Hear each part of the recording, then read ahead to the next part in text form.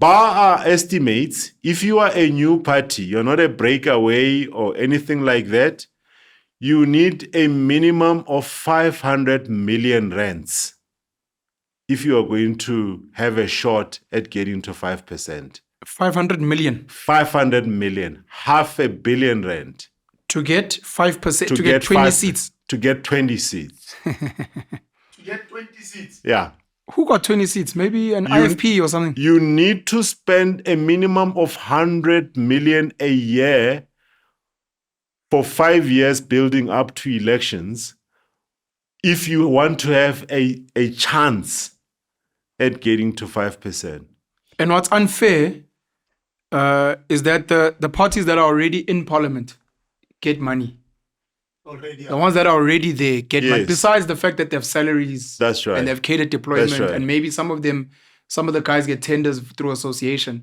They also get money. As a new player, it's out of pocket. Yes. So again, this is not democracy. Never mind that 5,000 at the beginning. Absolutely. You just cannot contest. You can't. You cannot.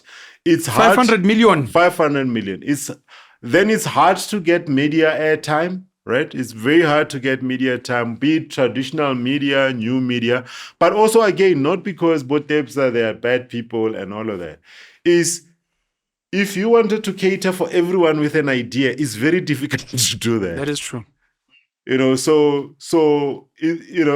You need to do a bit more. So that's how much.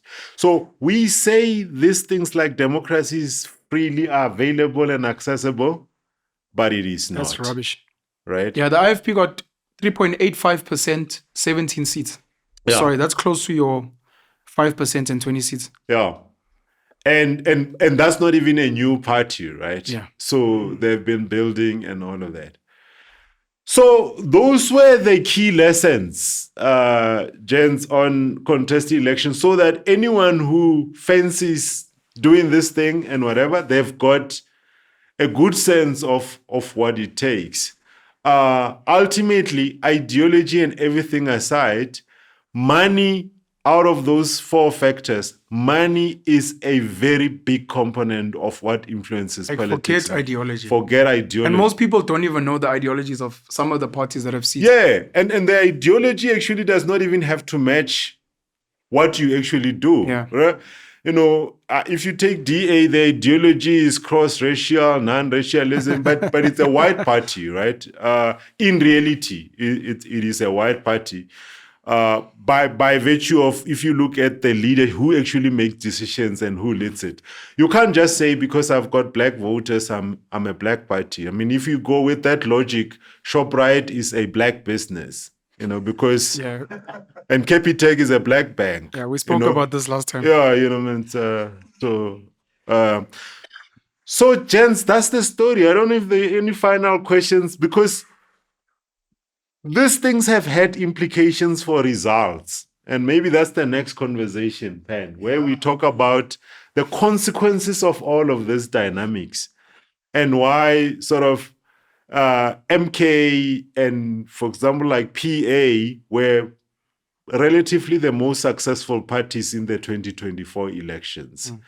And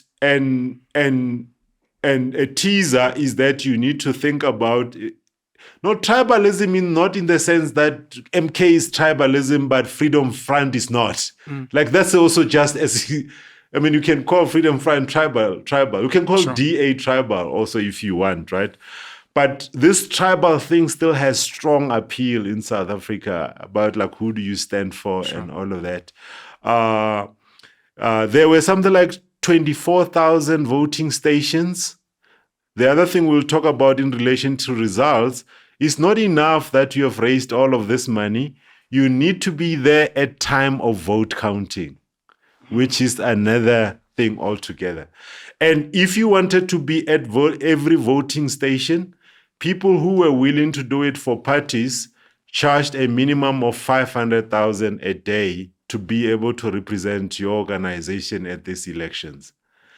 You easily needed close to 5 million just to have people on the ground to be able to monitor for you what happens at every voting station and be there at time of counting. You want to be there maybe this is the last thing. People think the IEC counts the votes. The IEC does not have the capacity to count. The IEC appoints someone who monitors what happens in a voting station. It is representatives of parties who and other temporary staff that actually do the counting and all of that. And often the person running the voting station, by the sheer size of the ANC footprint, often it is a current ANC person or ex-ANC person. That's why your MKs and the like would speak about rigging, because they know how these things They know work. how these things work. If you are not there, you can campaign all you like, but if on the day of elections and the count, especially the counting, you are not there, You can't verify. you or can't validate. verify. Debs, one of the learnings for us, me and you, is to understand that there's a fuckload of money around election season, and we got nothing.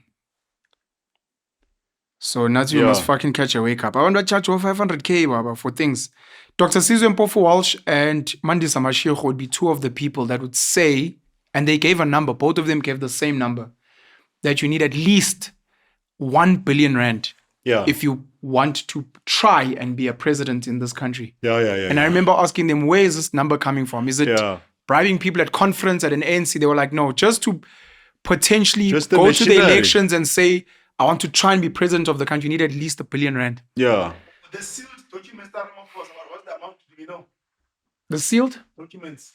Bank statements? Yeah. Do we know the amount? No one knows the amount. No. How would we know? It was sealed. It hasn't been unlocked. The elections are going to be more and more expensive. So that was money going to him directly, not to the ANC, not to, we don't know.